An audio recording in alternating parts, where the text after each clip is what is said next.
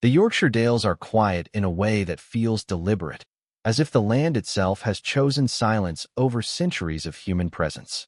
On the morning of September 20th, 2004, Pen-y-ghent rises out of the mist like a watchful, indifferent witness, its limestone scars darkened by recent rain, its slopes softened only slightly by low cloud drifting lazily across the summit. The wind moves without urgency, whispering through coarse grass and scattered rocks, carrying with it the cold breath of early autumn. This is not a place that welcomes mistakes. It is not a place people wander into by accident. A lone hiker follows a narrow path near the mountain's base, boots sinking slightly into damp earth, attention fixed on footing rather than scenery. The terrain here demands respect. Streams cut through rock without warning, and the ground changes character every few steps. It is in one of these shallow streams, no more than a thin ribbon of water sliding over stone, that something appears wrong. Not dramatic, not violent, just wrong. At first, it looks like debris caught between rocks, the kind of dark shape the eye wants to dismiss. But the longer the hiker looks, the more the shape refuses to resolve into anything natural. The water moves around it too carefully. The shape does not belong. When the hiker steps closer, the illusion breaks. A human form lies face down in the stream, motionless, partially submerged, as though the mountain itself has laid her there and moved on. The water is cold, clear enough to reveal denim-soaked dark, fabric clinging unnaturally to skin. There is no blood, no obvious trauma, just a woman, still and silent, in a place that offers no explanation for her presence. The emergency call that follows is brief and confused, marked by long pauses as the hiker struggles to describe what has been found. Mountain rescue teams respond quickly, their vehicles stopping far below the peak where the road ends and walking must begin. By the time they reach the stream, the mist has thickened, wrapping the scene in a muted gray that seems to swallow sound. Voices are low. Movements are careful. Everyone there understands instinctively that this is not just a recovery. It is the beginning of a question that will not easily be answered. The woman appears to be in her 30s. Her hair, dark and shoulder length, is wet and tangled, spread slightly by the slow movement of water. Her clothes are ordinary, jeans, a light top, socks, but entirely unsuited for the conditions.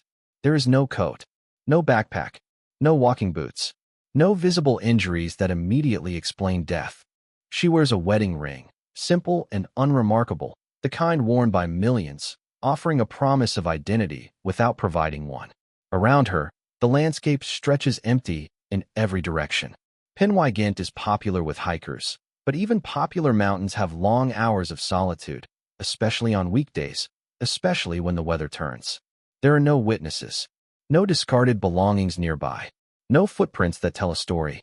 The stream itself is shallow, barely enough to cover her face, raising an immediate, uncomfortable thought. This is not a place where someone should drown by chance. Investigators photograph the scene as it is found. The body's position is noted carefully. She lies face down, arms bent slightly beneath her, posture oddly calm, almost intentional. It does not resemble the chaotic sprawl of a fall, nor the tense angles of a struggle. If anything, it looks as though she has chosen to rest, unaware or unconcerned, that the water beneath her face will not allow sleep to remain sleep for long. As the hours pass and the woman is carried away from the mountain, Pen-y-ghent closes in behind her, mist thickening, wind erasing any trace that humans were ever there. By evening, the stream flows exactly as it did before, indifferent and unchanged, guarding its secret with the patience of stone. At the local police station, the case file opens with more questions than answers. Who is she? Why is she here? Why is she dressed like someone walking through a town, not crossing a remote peak known for sudden weather changes and unforgiving ground? There is no identification on her body, no phone, no wallet, nothing that connects her to a home, a destination, or even a reason for being on the mountain at all. Initial assumptions are cautious. Accidents happen in the Dales every year. People underestimate the cold. They lose their way.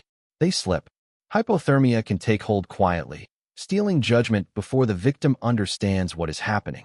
But even as these possibilities are discussed, they sit uneasily beside the details. Hypothermia victims are often found attempting shelter, or paradoxically undressing in confusion.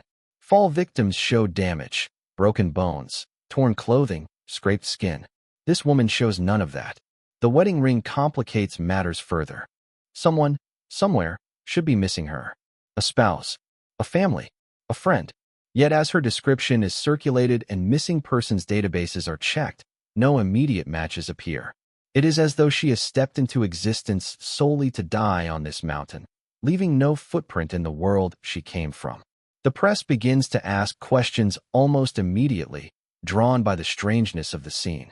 Headlines speak of a mystery woman found on Pen-y-ghent, emphasizing how out of place she seems against the harsh beauty of the landscape. Photographs of the mountain accompany the stories, wide shots that show endless grass and rock, reinforcing the same unsettling idea. Whatever brought her here, it was not obvious, and it was not witnessed. As days pass without identification, a deeper unease sets in. The Yorkshire Dales are not remote wilderness in the traditional sense.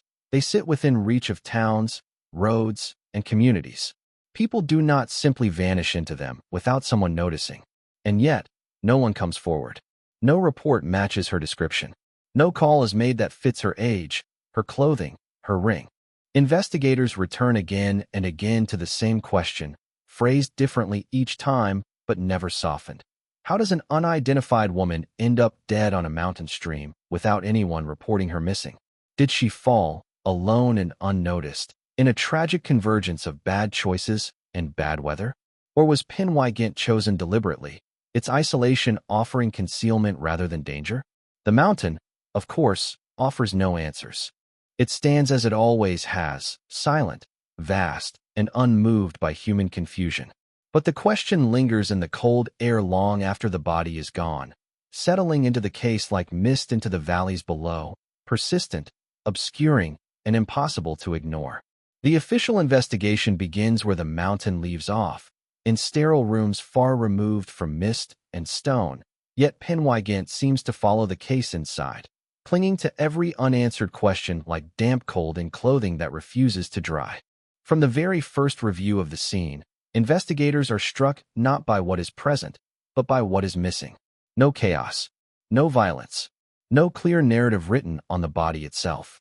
The woman is found face down in the stream, her cheek pressed against smooth rock, hair fanned slightly by the slow current. The water level is low, hardly more than a few inches deep, the kind of stream hikers step over without breaking pace. This detail alone immediately unsettles the idea of a simple drowning. For death to occur here, something else must have gone wrong first. Something must have rendered her unable, or unwilling, to lift her head. Her clothing is examined carefully. She wears jeans, damp and heavy from prolonged contact with water, and a light top that offers little protection against the chill of the open hills. On her feet are socks, also soaked, but no shoes are found nearby. Not upstream, not downstream, not tucked beneath rocks or caught in brush. In terrain where objects tend to lodge themselves quickly, the absence of footwear stands out as deeply unnatural. Hikers do not simply lose both shoes without noticing, and if she had removed them herself, the question becomes why. The weather conditions that day are reviewed in detail. September in the Yorkshire Dales is unpredictable, capable of swinging from mild sunshine to bone-deep cold within hours. On that morning, temperatures are low, the air damp, the wind persistent. Conditions that can become dangerous, yes, but not conditions that explain everything. Hypothermia remains a possibility, discussed early and often, yet even this explanation resists settling comfortably into place. Hypothermia deaths often leave traces, confusion-induced behavior, attempts to seek shelter, paradoxical undressing, frantic movement before collapse. The woman's body shows none of this. There are no torn clothes, no signs she crawled or stumbled through the terrain. Instead, her posture is composed, almost peaceful, arms bent slightly beneath her torso, legs extended naturally. It looks less like collapse and more like rest. When the body is moved, investigators pay close attention to the surrounding area. The ground bears no signs of a struggle, no disturbed earth, no broken vegetation, no defensive wounds on her hands or arms. There are no fractures consistent with a significant fall, no head trauma that would suggest she slipped from higher ground and struck the rocks below. Her injuries, or lack of them, tell a quiet but stubborn story. Whatever happened to her did not involve sudden violence against her body. The initial theory of an accidental fall begins to weaken under scrutiny. Pen-y-ghent is steep in places, unforgiving in bad weather, but a fall severe enough to incapacitate someone would leave marks, on skin, on bone, on the landscape itself. None are present. The stream where she is found does not sit beneath a cliff or sharp drop. It is not the natural endpoint of a misstep. It is simply there, unremarkable, shallow, easily avoided. And yet, there she lies. Investigators consider whether she might have deliberately lain down, overcome by cold or exhaustion, intending to rest for a moment that never ended. This idea, too, feels incomplete. People who succumb to exposure often seek shelter from wind, curl inward to conserve heat, or collapse where they stand. They do not typically choose to lie face down in water, a position that accelerates heat loss and restricts breathing. The stream is not a place of comfort. It is a place that hastens death.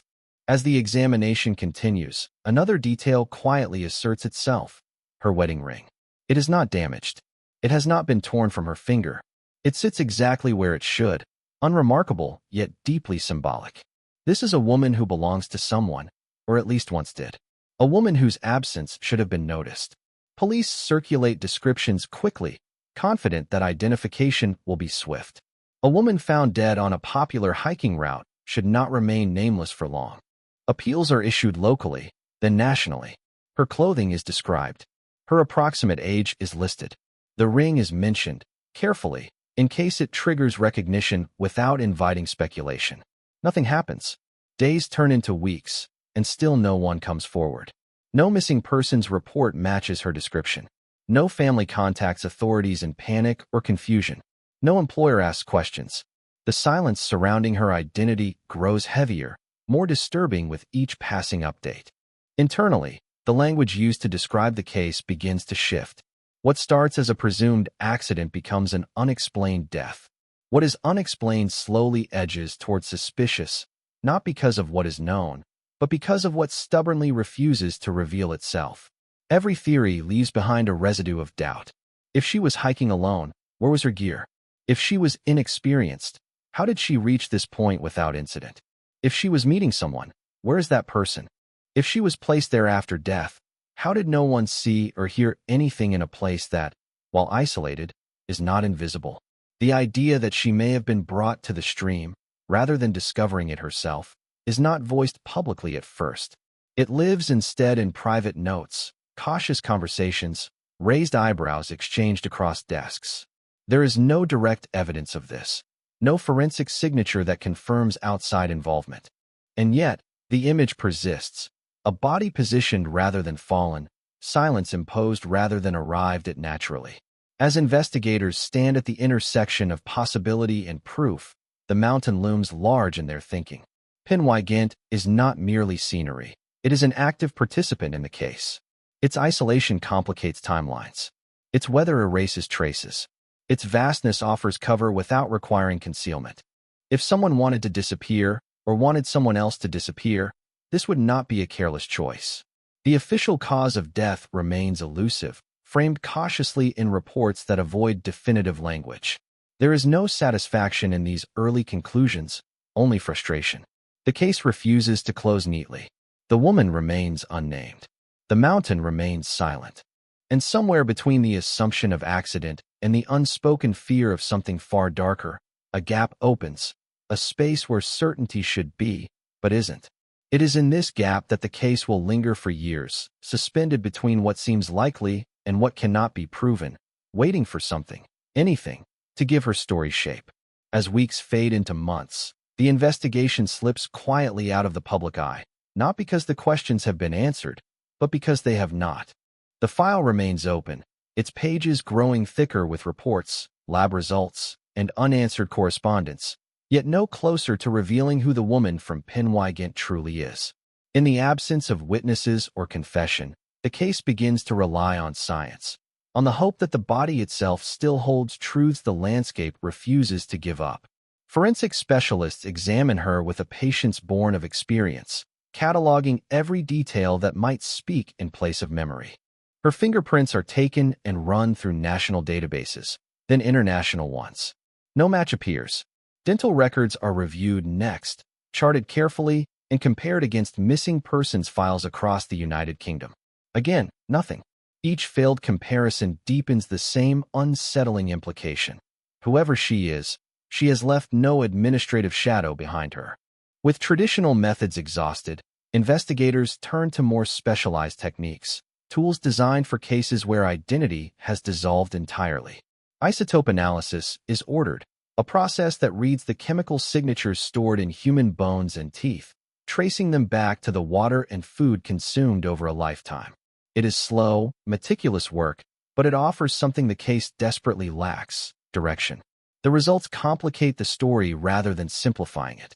The isotopic markers suggest that the woman did not grow up in the United Kingdom. Her early life, preserved invisibly in her teeth, points instead towards Southeast Asia, a region thousands of miles away from the cold streams of the Yorkshire Dales. At the same time, other markers indicate she has lived in the UK for several years before her death, long enough for her body to absorb the local chemical signature of British soil and water.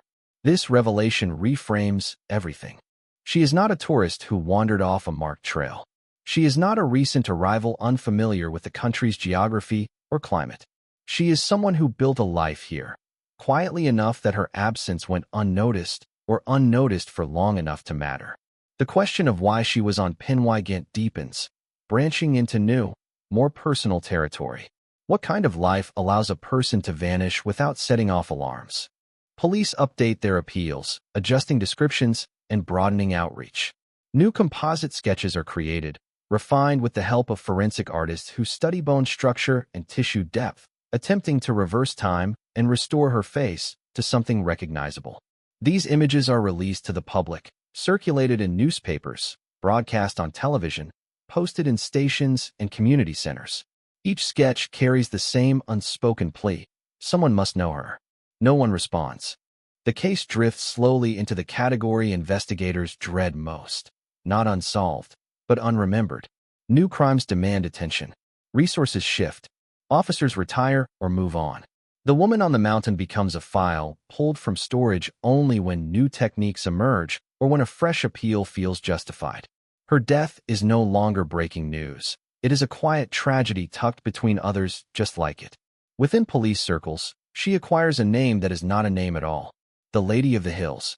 It is meant as a placeholder, a way to refer to her without reducing her to a case number, yet it carries a mournful weight.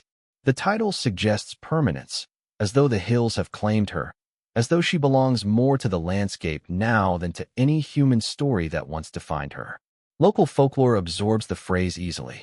Walkers speak of her in hushed tones, not out of fear but sadness. Some say they feel watched near the stream where she was found. Others say the area feels heavier, quieter than the rest of the trail.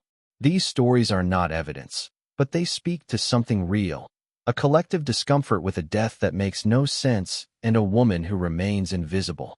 Behind the scenes, the frustration is sharper. Every year that passes without identification narrows the chances of ever finding answers. Memories fade. Families move. People who might once have recognized her face forget details or assume someone else has already spoken up. The absence of a missing persons report becomes not just puzzling, but damning. It suggests isolation, vulnerability, or a life lived on the margins. Investigators revisit old assumptions repeatedly. They re-examine the husband implied by the wedding ring, though there is no record of a missing spouse reporting her disappearance. They question whether the ring itself could be misleading, symbolic rather than legal. They consider whether she lived under a different name or several names, slipping through systems designed to track more stable lives. Technology advances slowly, then suddenly. DNA profiling improves. Databases expand. Each development offers a flicker of hope that her anonymity might finally end. Samples are preserved carefully, waiting for the day when comparison might be possible. Until then, the case remains suspended, neither alive nor closed, existing in a limbo defined by effort without reward. Years stretch on, and the woman's story becomes defined less by what happened on the mountain and more by what failed to happen afterward. No recognition, no claim, no funeral attended by loved ones who knew her voice or habits. Only a quiet burial, marked with a name that is not her own, attended by officials who understand they are standing in for a family that may never come. The sadness of the case is no longer sharp. It is dull and constant, like a low ache that never fully fades. She is a person reduced to data points and probabilities, her life inferred rather than remembered. The hills keep their secret, and the world moves on, leaving the lady of the hills behind, waiting, unnamed, for someone, somewhere, to finally say, I know her. 15 years pass, quietly at first, then all at once. Time moves differently for cold cases, stretching thin and then snapping without warning. By 2019, the death of the woman on Pen-y-ghent has settled into official history, filed under unresolved investigations that resurface only when prompted by persistence rather than hope. Yet it is precisely persistence, human, imperfect, and emotional, that finally disturbs the long silence. A renewed media campaign begins almost tentatively. Advances in forensic science and a growing interest in resolving unidentified deaths push the case back into public view. Journalists revisit the story, drawn not by novelty, but by its endurance. A woman found dead in the hills, unnamed for over a decade, still unanswered. New articles are written. Old images are reshared. The composite sketch, updated yet again, softened by time and refinement, travels farther than it ever has before. This time, it crosses borders. In Thailand, thousands of miles away from the cold slopes of the Yorkshire Dales, the image appears online, shared through international news outlets and social media platforms. It does not immediately cause a stir. It is one image among many, one tragedy among countless others competing for attention. But then it reaches the eyes of a family who have learned to live with uncertainty, who have carried their own quiet absence for years without resolution. They stop scrolling. The face is not an exact match. Time and artistry have altered it, but something about it feels unmistakably familiar. The shape of the eyes, the structure of the cheekbones, the expression caught between neutrality and sadness. It resembles a woman who left Thailand years earlier to build a life abroad, a woman whose letters and phone calls grew infrequent before stopping altogether. Her name is Lamduan Armitage. The family has not seen Lamduan since 2004. At the time, the silence that followed her last contact was confusing but not immediately alarming. She was an adult, living in another country, married, independent. Gaps in communication did not automatically mean danger. Over time, concern grew, but distance, language barriers, and uncertainty about her circumstances made action difficult. Life continued, even as questions remained unanswered. Now, suddenly, the questions converge. The family contacts authorities, hesitant but hopeful, unsure whether they are reopening an old wound or finally closing it. Information is exchanged carefully, respectfully. Details about Lamduan's life are shared, where she grew up, when she moved to the UK, when contact was last made. Each piece aligns uncomfortably well with what investigators already know about the woman from the hills. A DNA comparison is arranged. The process is slow, bound by procedure and international coordination, but its outcome is decisive. The genetic profile preserved for years finally meets a living reference point, and the uncertainty that has defined the case for so long collapses into clarity. The results confirm what intuition has already whispered. The Lady of the Hills is Lamduan Armitage. For the first time since 2004, the woman on Pen-y-ghent is no longer a mystery in name alone. She is no longer an anonymous figure defined by where she died rather than who she was. She had a childhood, a family, a history that stretches far beyond the stream where she was found. The announcement is met with a complicated wave of emotion. There is relief, certainly, relief that she is no longer lost to anonymity, that her family finally has confirmation after years of not knowing. But there is also grief renewed, sharpened by the knowledge that answers have come too late to change anything that matters most. Authorities acknowledge the identification publicly, careful in their language, respectful of the family's pain. Headlines shift tone. The story is no longer about a nameless woman, but about Lamduan Armitage, a Thai-born woman who lived in the UK and died alone on a mountain far from home. The focus turns briefly toward her life, though much of it remains private, known fully only to those who loved her. Yet, even as her name settles into the record, the most troubling part of the case refuses to resolve. Identification answers one question, but it sharpens another. Knowing who she is does not explain how she ended up face down in a stream on Pen-y-ghent, dressed for a walk through town rather than a trek through exposed hills. It does not explain why no one reported her missing in the UK. It does not explain why 15 years passed before her absence reached the right ears. The silence that once surrounded her identity now shifts shape. It is no longer the silence of not knowing who she was, but the silence of not knowing what happened to her. And in some ways, that silence feels heavier because it can no longer be dismissed as ignorance. Lamduan Armitage has her name back, but the mountain still keeps the rest. With the identification of Lamduan Armitage, the case is supposed to feel complete. For 15 years, the absence of a name was the wound at the center of the investigation, the most visible injustice in a story already heavy with loss. Giving her back her identity should have brought clarity, closure, a sense that the long wait had finally been worth it. Instead, it exposes how little is still understood. Now that Lamduan is no longer a shadow, every unanswered detail feels sharper, more personal. She was not a transient figure passing briefly through the country. Evidence confirms that she had lived in the United Kingdom for several years. She had built a life there, quietly, without attracting attention. She was married, her wedding ring no longer an abstract clue but a tangible symbol of a relationship that should have anchored her existence to another human being. And yet, when she disappeared, no alarm was raised. No missing persons report was filed in her name. No urgent search began. Her absence folded seamlessly into the background noise of everyday life. This fact alone unsettles investigators even years later. A married woman vanishes, and no one notices, at least not in any way that reaches authorities. The question is not only why she died, but how she lived. What kind of isolation allows someone to disappear so completely? Did her husband assume she had returned to Thailand? Did communication break down gradually enough that silence felt normal rather than threatening? Or was there something in the relationship, something unseen, that discouraged questions?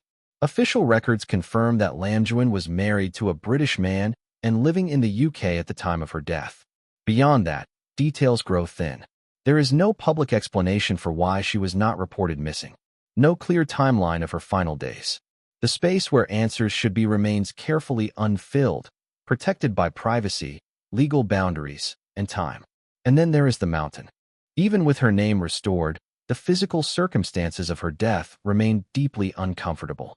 Pen-y-ghent does not forgive mistakes easily, but it does leave evidence when it claims lives. Lamduan's body did not carry the story of a fall. The stream where she was found does not explain her presence on its own. Her clothing, unsuitable for hiking, still argues silently against the idea of a planned walk into the hills.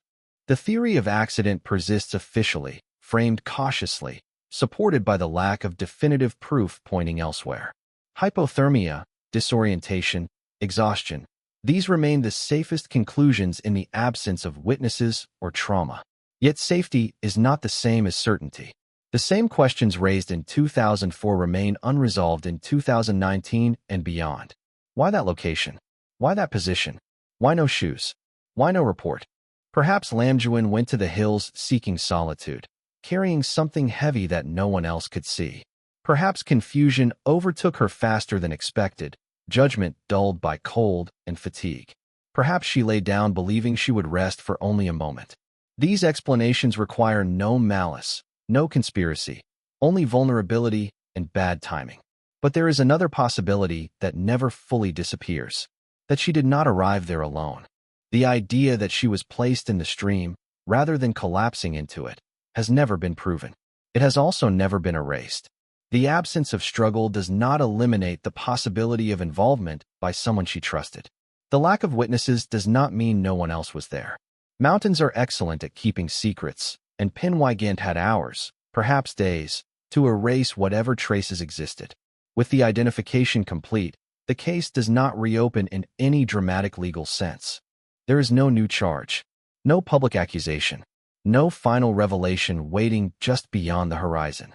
Instead, it settles into a quieter, more unsettling category, known but unresolved.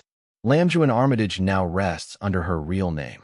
Her family, at last, knows where she died, even if they may never fully know why.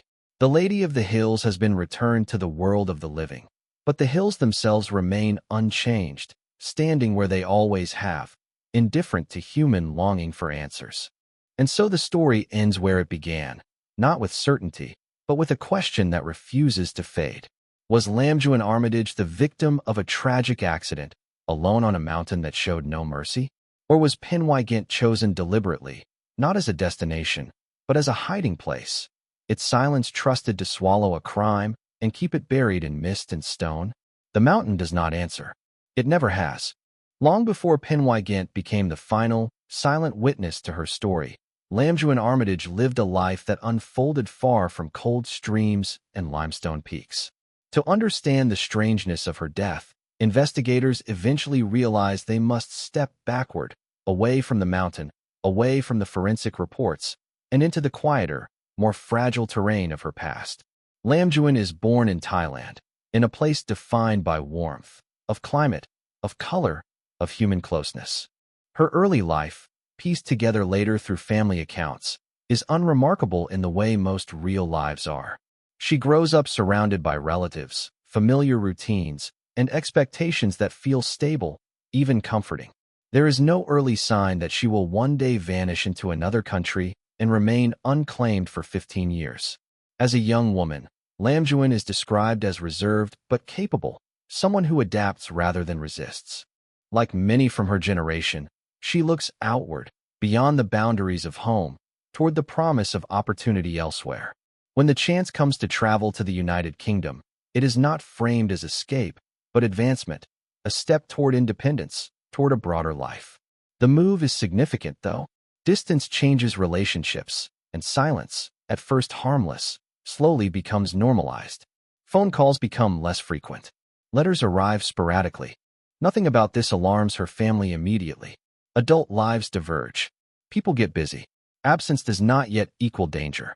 In the UK, Lamduan builds a life that remains mostly invisible to official records. She works, she lives, she adapts to a culture colder in both weather and expression. At some point, she marries a British man, taking his surname, Armitage, and with it, a new legal identity that further distances her from the person her family remembers. Marriage, on paper, suggests stability, partnership, shared responsibility. But paper is a poor witness to emotional reality. What that marriage looks like day to day remains largely unknown, shielded by privacy and the absence of testimony. There are no public accounts of abuse, but there is also no evidence of closeness strong enough to prompt alarm when she disappears. This absence becomes one of the most troubling aspects of the case. When Lamduan's communication with her family fades completely, it does not immediately provoke action. She is married. She lives far away. There is an assumption, unspoken but powerful, that someone else is looking out for her now. Responsibility, without discussion, transfers itself. Years later, investigators will look at this gap and recognize it for what it is, the perfect space for a person to vanish. There is no clear record of Lamduan's final weeks. No confirmed sighting that places her definitively on a path toward Pen-y-ghent. No evidence she planned a hike, researched the area, or spoke of visiting the Yorkshire Dales at all. Unlike experienced walkers, she leaves behind no trail of intent. No gear purchases, no itinerary, no messages expressing anticipation or fear. This lack of preparation matters. People do not usually wake up and wander onto exposed hills by accident. They choose. They plan, even minimally. Lamduan's presence on that mountain feels disconnected from the rest of her known life, as though a chapter has been removed entirely, leaving only the ending intact. Investigators consider whether emotional strain played a role. Loneliness, cultural isolation, the quiet pressure of living between identities, between countries, between expectations. These forces do not leave marks on bone, but they shape behavior in ways that are difficult to predict. A person under enough internal weight might seek isolation without fully understanding why. Yet, even this explanation struggles against the physical reality of the scene. If Lamduan went to the hills deliberately, why without proper clothing? Why without footwear suitable for rough terrain? Why choose a location that offers no comfort, no shelter, no clear symbolic meaning? Pen-y-ghent is not a place associated with reflection or pilgrimage. It is practical, exposed, indifferent. The more her life is examined, the more the mountain feels out of place within it. And still, no one can say when she left home for the last time, or whether she left alone. There is no confirmed last conversation, no moment that later feels like a goodbye. Her life does not crescendo toward tragedy. It simply stops, abruptly, without witnesses. By the time Lamduan Armitage is finally identified in 2019, the person she was in life has already begun to blur. Memory fades faster than evidence, and even families struggle to preserve detail over decades. What remains is an outline, a woman who crossed borders, formed quiet bonds, and disappeared into a system that did not notice until it was far too late. The mountain did not take her identity. It merely waited for a life already drifting at the edges of visibility. And that realization introduces a darker, more uncomfortable thought, that whatever happened to Lamduan on Pen-y-ghent may not have begun there at all.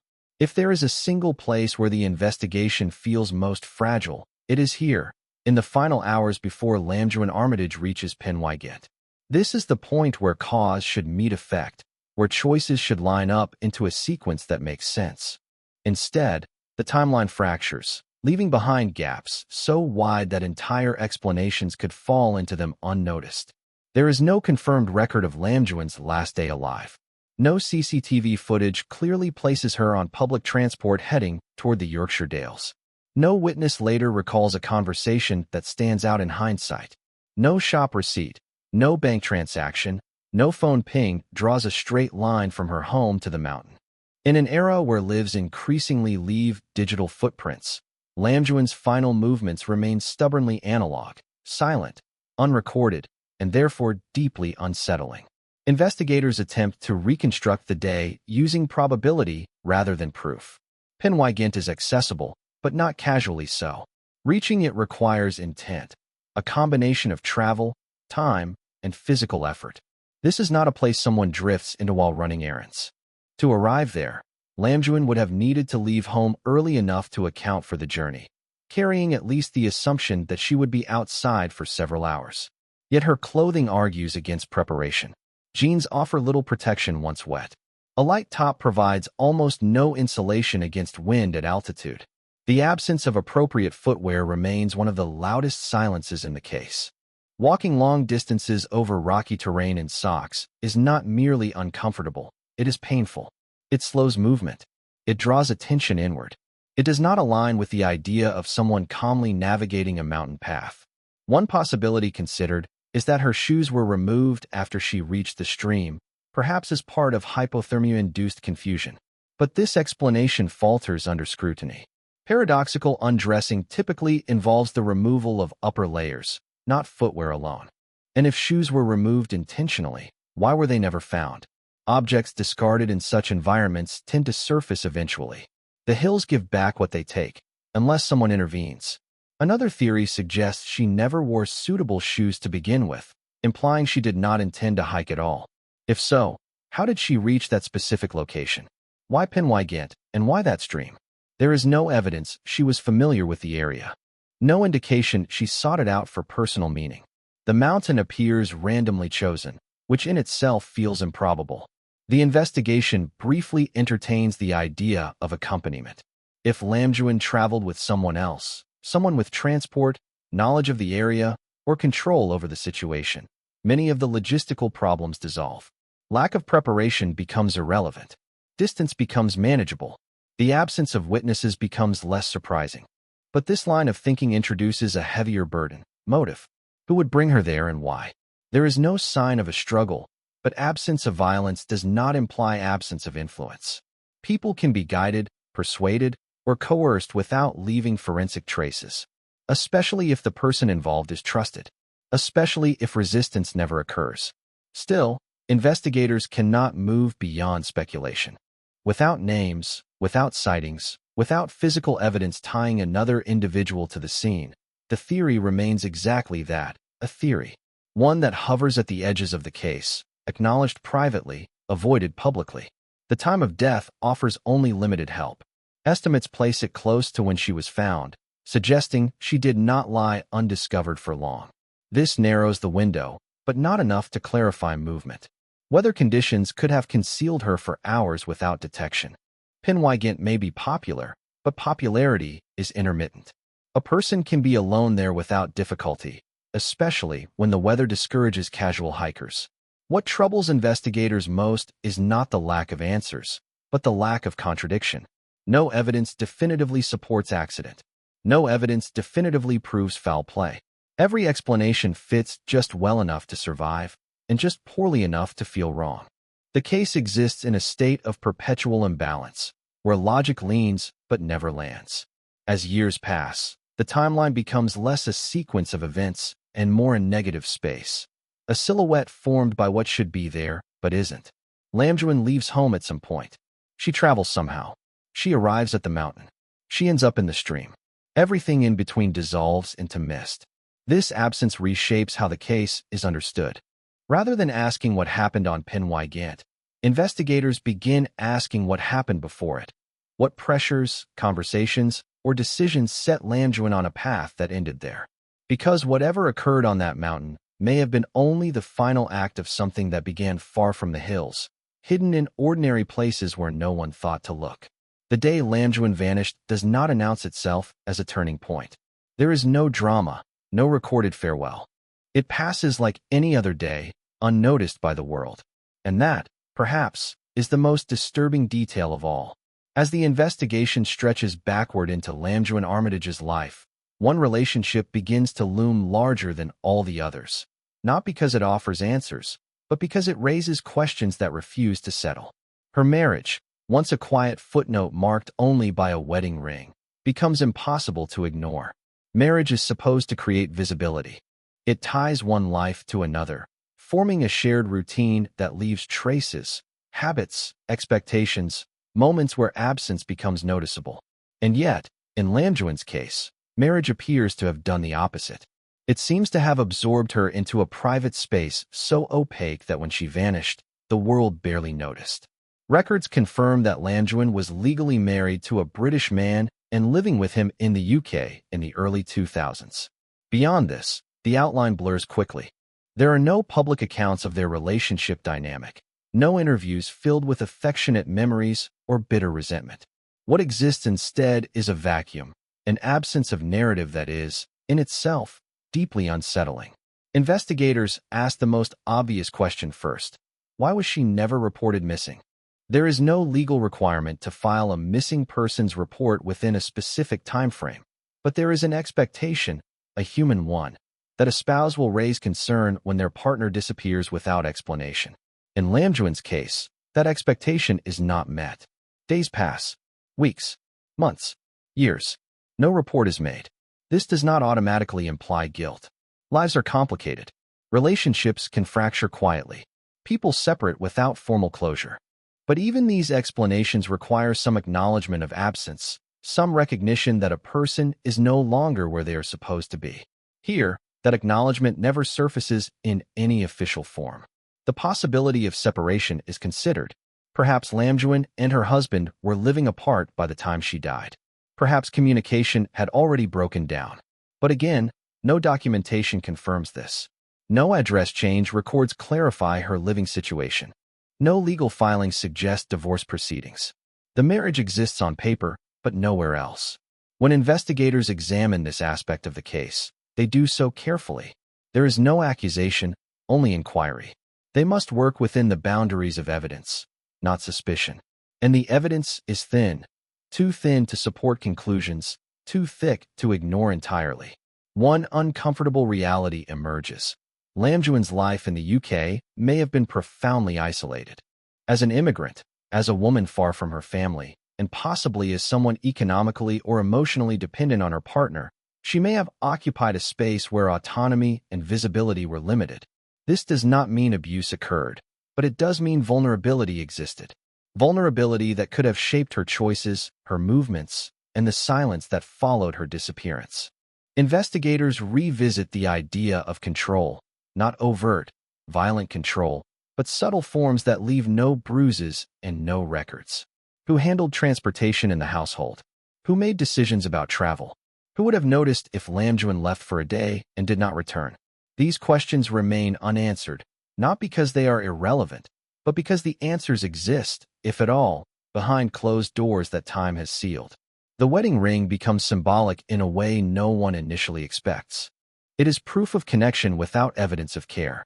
It ties Lamduan to another person, yet that person's presence in her story is strangely minimal. The ring survives the mountain, the water, and 15 years of anonymity, but the relationship it represents leaves almost no trace. Publicly, authorities are careful. They do not frame the husband as a suspect. There is no charge, no reopening of the case in criminal terms. But the question lingers in quieter spaces, among those who have studied the file long enough to feel its weight. If Lamduan did not go to Pen-y-ghent alone, the person most likely to know where she went, or why, would be someone close to her.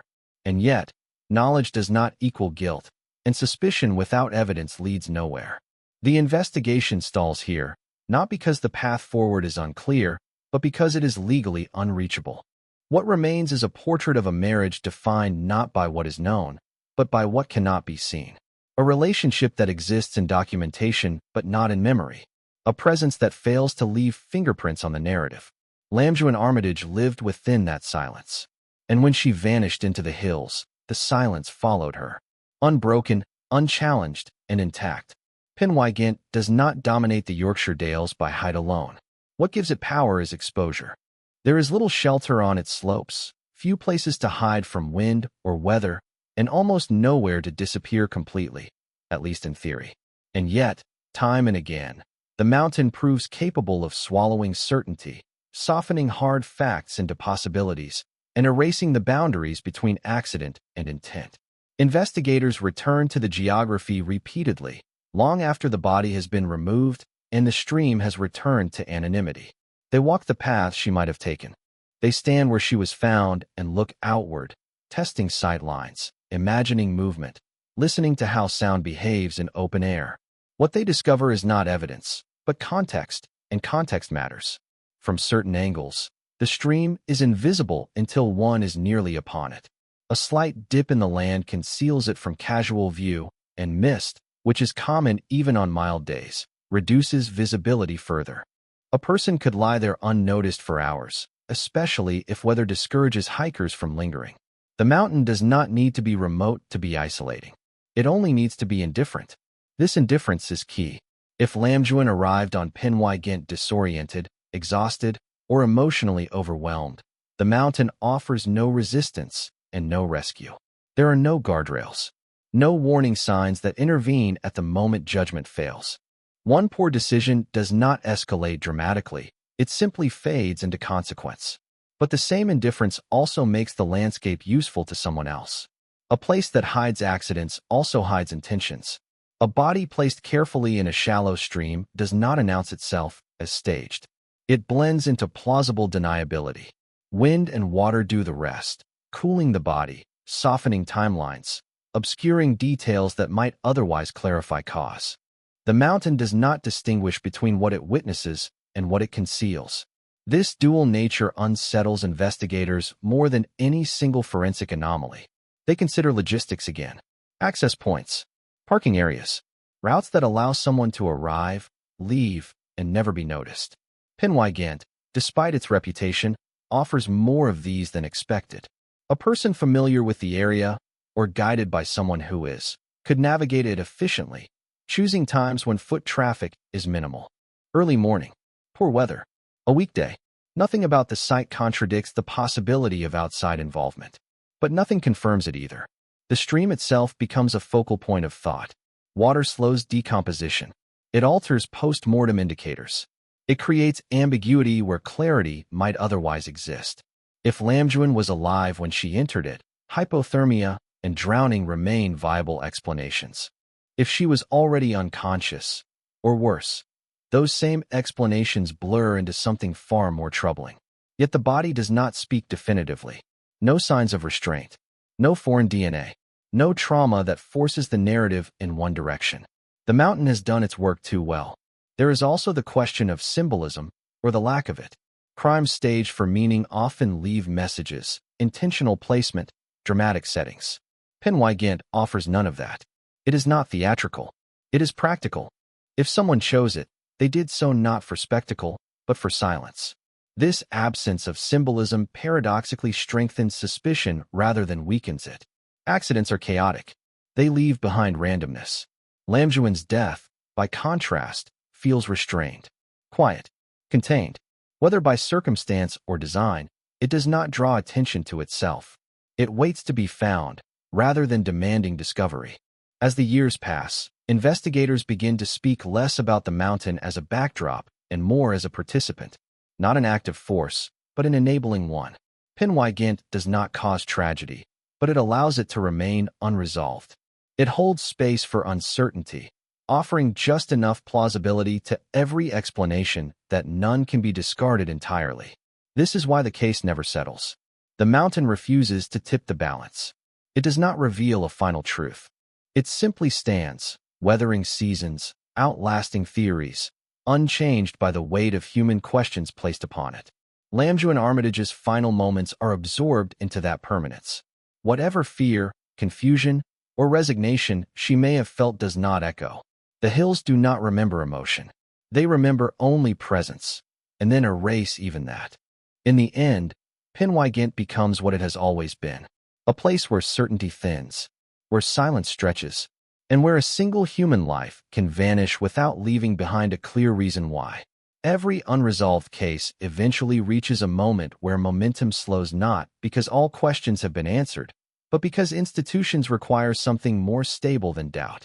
For Lamduan Armitage, that moment arrives quietly, without announcement, as the investigation settles into an official narrative, carefully worded, deliberately restrained, and notably incomplete. Authorities do not declare the case solved. They also do not declare it criminal. Instead, they choose language that allows the file to remain open while simultaneously moving it out of active focus. Lamduan's death is described as unexplained, with circumstances consistent with an accident, a phrase that carries weight precisely because of its flexibility. It suggests plausibility without commitment, explanation without proof. From an investigative standpoint, this choice is understandable. There is no definitive evidence of foul play. No witness statements contradicting the accident theory. No forensic discovery that demands a criminal reclassification. To push harder would require resources, justification, and a direction the evidence simply does not provide. But from a human perspective, the narrative feels unsatisfying. The official version smooths the edges of the story, rounding off the sharp discomfort that once defined it. In reports and summaries, the anomalies become footnotes rather than focal points. The missing shoes are noted, then set aside. The lack of hiking gear is acknowledged, then contextualized. The absence of a missing persons report is recorded, then left unexplored. This is how uncertainty becomes policy, not through denial, but through containment. Investigators involved in the early stages of the case feel this shift acutely. Some speak later, unofficially, about the frustration of knowing the story does not quite fit, but lacking the authority to force it open further. Others accept the narrative as the least harmful conclusion available, a way to avoid unfounded suspicion while still respecting the limits of evidence. In this version of events, Lamduan Armitage becomes a victim of circumstance rather than intention. A woman who wandered into the hills, underestimated the conditions, and succumbed quietly to exposure. It is a story the public understands, one that aligns with countless other tragedies in similar landscapes. Yet even within this framing, discomfort remains. The accident narrative requires a series of assumptions to hold simultaneously. That Lamduan traveled to Pen-y-ghent alone, without preparation. That she lost or removed her shoes without leaving trace. That she lay down face first in a stream during a hypothermic episode, and that no one in her life noticed her absence strongly enough to act. Each assumption is possible. Together, they strain credibility. Still, official records do not exist to resolve discomfort. They exist to document conclusions reached through permissible standards of proof. And by those standards, the case cannot move further. This creates a quiet divide between public closure and private doubt. To the outside world, Lamduan's story appears complete. She has a name, a cause of death, however loosely defined, a place in the record. To her family, however, the resolution is partial at best. Knowing where she died does not explain why she died, or why her life in the UK left so little trace behind. Even within law enforcement, the case lingers as an example of limitation rather than failure, a reminder that not every truth is accessible, and not every silence can be broken by effort alone. The official narrative remains unchanged in the years that follow. No new evidence emerges to challenge it. No witness comes forward. No confession arrives to rewrite the ending. The file stays where it is, technically open, functionally dormant. And yet, the questions do not disappear. They simply migrate, from reports to memory, from institutions to individuals who encounter the story and feel, instinctively, that something about it resists being put to rest. Lamduan Armitage's death is now explained enough to be accepted, but not enough to be understood. And that difference matters more than any conclusion written on paper. Even as official reports settle into cautious language, the story of Lamduan Armitage, long before her identity is restored, begins to take on a life of its own in the public imagination. The Lady of the Hills, as she is called, becomes more than a cold case. She becomes a symbol, a presence haunting the Yorkshire Dales long after the mist has lifted from Pen-y-ghent. Walkers talk in hushed tones about the stream where she was found, describing it as quieter than other parts of the trail. Some say the air feels heavier there, as if the landscape itself remembers. The story circulates in local cafes, small newspapers, and online forums dedicated to the unexplained. People are drawn to it not only because of the mystery, but because it is human, a tragedy that could have touched anyone, anywhere, made all the more poignant by the absence of answers. The fascination is subtle at first. Few venture to call it supernatural, yet the way it is retold carries a spectral quality. The unnamed woman, discovered face down in a stream, without identification, without a voice, is easy to imagine as an echo on the hills, a reminder that nature is indifferent, that life is fragile, and that death can arrive silently, unannounced. For investigators and journalists revisiting the story, this public obsession offers both hope and frustration. The sketch and photographs circulated by police might reach someone who recognizes her. The community's attention could yield clues. But at the same time, embellishment seeps in, transforming reality into legend. Every retelling adds layers. A whisper of wind is mistaken for a voice. A shadow and mist becomes an apparition, and speculation about foul play grows alongside the story of accidental death. Online forums dissect every detail: the missing shoes, the shallow stream, the clothing unsuited for hiking. Each anomaly is discussed repeatedly, theorized endlessly. Some propose she was fleeing danger. Others argue she sought isolation voluntarily, that her life had become unbearable, or that emotional turmoil led her to the hills. Each theory reflects human desire for narrative coherence in a case that stubbornly resists it. This fascination is intensified by the passage of time. The longer the case remains unresolved, the more Lamduan becomes a canvas for collective speculation. Without answers, the imagination fills the gaps. The Lady of the Hills is no longer just a victim. She is a mystery to solve, a story to tell, and, in some ways, a warning about the unseen lives around us. When Lamduan's identity is finally confirmed in 2019, the public response is muted, almost reverent. The story loses some of its spectral edge. The ghost now has a name, a life, a family. Yet fascination does not disappear. Instead, it shifts. People remain captivated not by the lack of identity, but by the persistence of questions. How did she reach the stream? Why was she never reported missing? Was it accident, or something darker? Even the hills themselves participate in this fascination. Pen-y-ghent continues to be walked, climbed, photographed, and admired. Yet the stream where Lamduan was found draws a quiet attention. Hikers pause there, deliberately or not, sensing that the land holds more than simple geology. They do not see her, no one does. But they feel, faintly, the weight of a life that arrived and disappeared silently, leaving only echoes in mist and water. The Lady of the Hills becomes, in the end, a bridge between human memory and the mountain's indifference. She is real enough to be mourned, mysterious enough to be remembered, and unknowable enough that every visitor who stops at that stream senses the lingering question that has defined her story for decades. The fascination continues not because it offers answers, but because it mirrors a universal unease, the fear that lives can vanish, unnoticed, into landscapes that offer neither judgment nor explanation. Lamduan Armitage now has a name, a face, and a family, but the story of her last moments on Pen-y-ghent remains, inexorably, a question that invites us all to imagine, to speculate, and to feel the haunting silence of the hills. For years, Lamduan Armitage's case rested in the uneasy balance between mystery and speculation. Traditional investigative methods, missing persons checks, dental record comparisons, interviews with acquaintances, had produced no definitive answers.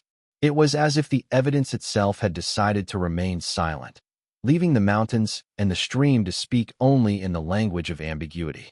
Then, in the mid-2010s, forensic science began to offer tools that were not available when she was first found.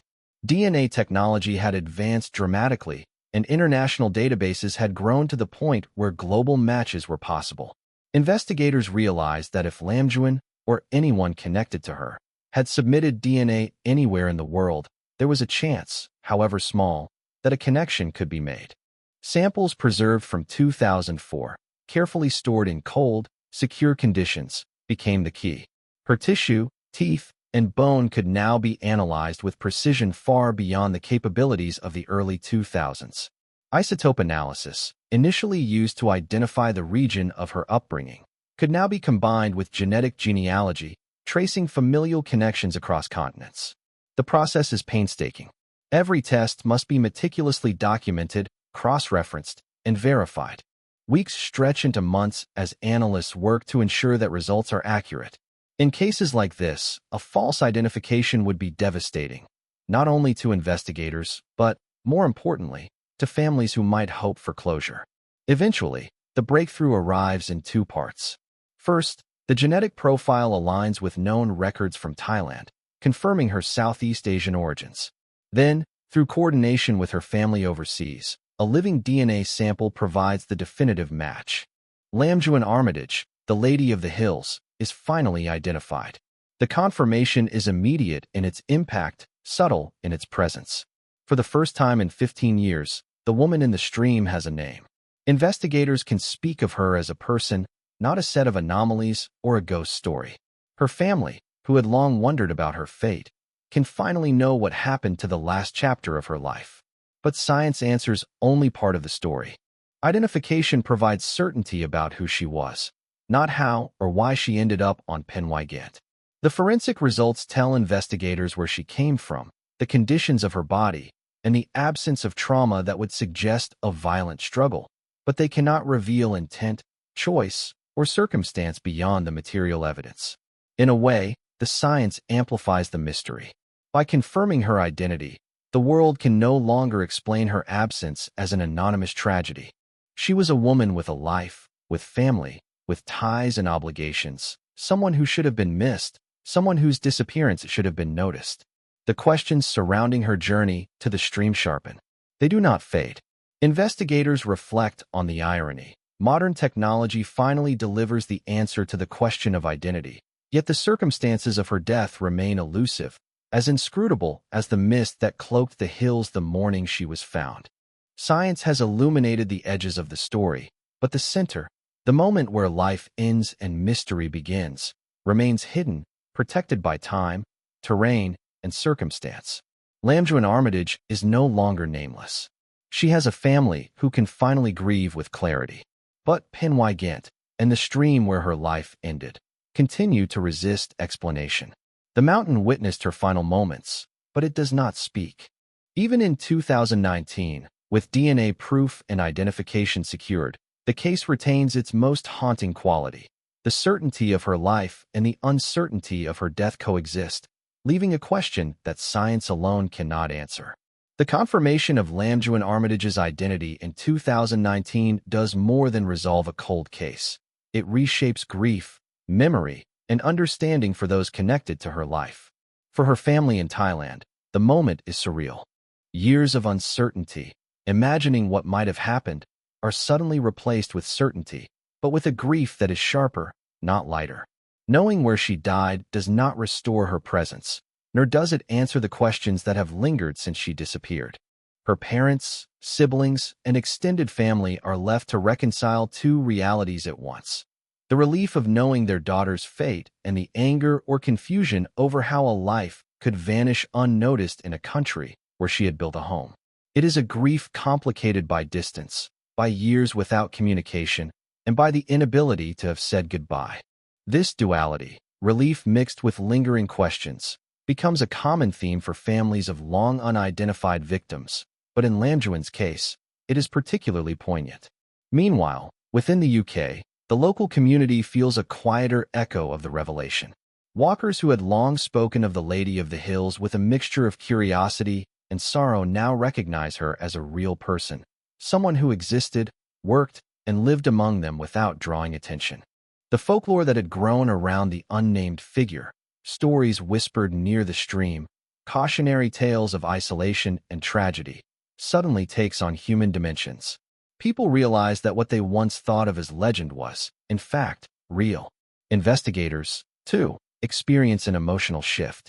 For years, they had been working with fragments: a body, a stream, clothing unsuited to the hills, and a wedding ring that seemed to suggest someone who should have been noticed. The identification provides closure in a technical sense. Files can be updated, reports finalized, but it cannot resolve the unease that has grown over the years. The case now carries faces, names, and family histories, but it retains its questions. The family, in their grief, attempts to reconstruct Lamduan's life in the UK as best they can. Letters, old photographs, and stories from friends are gathered, each small piece helping to form a portrait of a life that had been reduced to anonymous statistics for far too long. They learn of her marriage, her work, and the quiet rhythms of her days abroad. And yet, the final piece, the why of her presence on Pen-y-ghent, remains frustratingly absent. There is also the broader psychological impact. Cases like Lamduan's create a ripple effect in the community and beyond. Friends, local authorities, hikers who had once known the trails where she was found, and even media outlets that followed the story are confronted with the reality that human life can vanish quietly, in plain sight, with no one noticing for years. It serves as a stark reminder of vulnerability, isolation, and the limits of awareness, even in developed societies where monitoring and communication are assumed to prevent such disappearances. The identification offers a measure of dignity.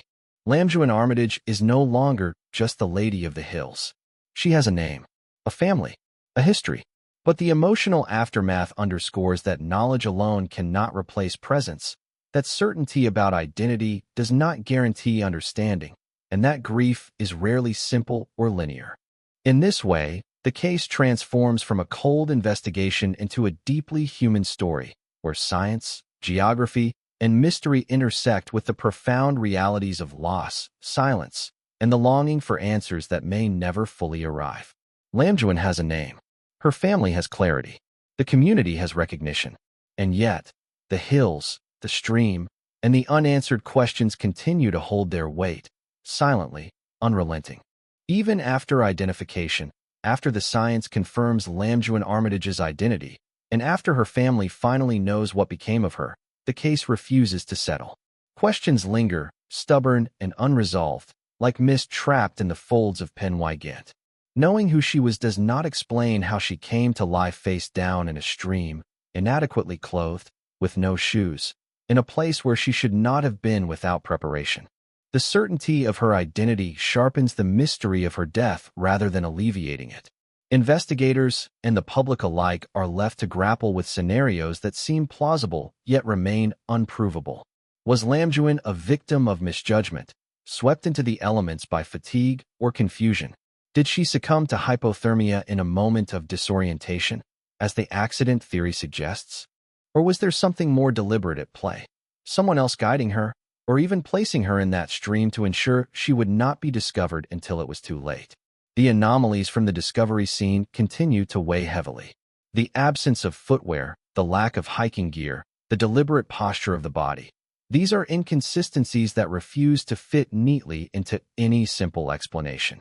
Pen-y-ghent, in all its indifference, remains both witness and enigma, a location that allows multiple interpretations without confirming a single truth.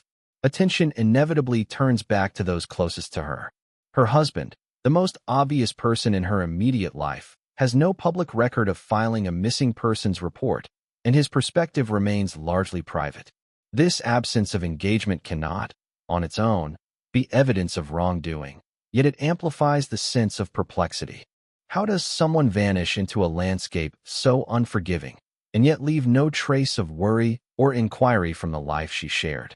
Even more unsettling is the recognition that, despite advanced forensics, no testimony exists to fill the hours before Lamduan's death. The critical window, the journey to Pen-y-ghent, the moments leading to the stream, is a void. Witnesses, if any existed, remain unknown. Cameras, phones, and other digital records fail to document her movements. The trail begins and ends with the landscape itself, leaving human interpretation to bridge a gap too wide for certainty. Public fascination, which once centered on her anonymity, now focuses on the enduring questions. Commentators, hikers, and true crime enthusiasts debate the possibilities endlessly, balancing the official narrative against the unresolvable mysteries. Some emphasize the tragedy of an accidental death in harsh conditions. Others linger on the idea of foul play, drawn to inconsistencies that never yield definitive answers. In the end, the story resists finality because life and death rarely obey tidy explanations. Identification gives her a name. Science explains where she came from. Family discovers closure in knowing what became of her body. But understanding why she walked or was taken to that stream, why no one noticed her absence, why the hills became the last chapter of her life, remains beyond reach. The Lady of the Hills has been restored to history as Lamduan Armitage, yet the mountain continues its silent testimony. Its slopes offer no confession, its waters no testimony, and its mists no clues. The story holds both a resolved and unresolved center, a duality that makes it haunting and unforgettable. Her identity is known. The scene is documented. The questions remain. And it is in these unanswered questions that the true resonance of her story endures. As the story of Lamduan Armitage draws to its official close, there is a sense of resolution in one dimension and an unshakable void in another. Her name has been restored. Her family knows the fate that for so long was a shadow on their lives. For 15 years, she existed only as the Lady of the Hills, a ghost woven into local legend and whispered in the mist over Pen-y-ghent. Now, at last, she has been returned to the world of the living, at least in memory. Yet even with that knowledge, the mountain remains indifferent. Pen-y-ghent does not answer questions. It does not reveal whether Lamduan walked there of her own volition or whether someone guided her. It does not explain why no one noticed her absence, or why her life came to its final moment in such a remote, unforgiving location. The hills are witnesses that keep their silence, allowing only fragments of truth to be reconstructed, never the full story. The mystery of her death, like the fog that clings to the slopes, persists. Every anomaly, the missing shoes, the insufficient clothing, the position of her body in the stream, continues to defy simple explanation. The possibility of an accident exists alongside the possibility of intentional concealment. Neither can be proven, and neither can be entirely dismissed. In this way, Lamduan's story remains suspended between two realities: the human desire for closure and the unyielding complexity of life, death, and circumstance. Her family, now able to grieve with the clarity of knowing, carries a dual burden: relief that she has a name, and sorrow that the how and why may never be answered. Investigators, too, are left with a quiet tension, the satisfaction of closure on one hand, and the lingering unease of unanswered questions on the other. The public, captivated for years by the legend of the Lady of the Hills, continues to ponder her story, discussing theories and speculating, not out of morbidity, but out of empathy and fascination with the unknowable. In reflecting on Lamduan Armitage's life and death, one is reminded that human stories are never as neat as records or reports suggest. Lives intersect with geography, relationships, and circumstance in ways that cannot always be quantified. Tragedy does not always leave a trail that can be followed to its conclusion. And sometimes, even with a name, even with science and investigation, the full truth remains just out of reach. The hills, silent and unchanging, have witnessed her story in full. A life lived quietly, a disappearance unnoticed, a death that became legend. And now, with her name restored, the tale invites reflection not only on Lamduan herself, but on the fragility of life, the impermanence of memory, and the enduring power of mystery. In the end, we are left with what we always were: a person known, a life remembered, and a question unanswered. Was it truly an accident on the hills, as the official narrative states? Or was the mountain chosen to hide something far darker? The hills do not tell. They never have. They only remain. And in that silence, the Lady of the Hills endures.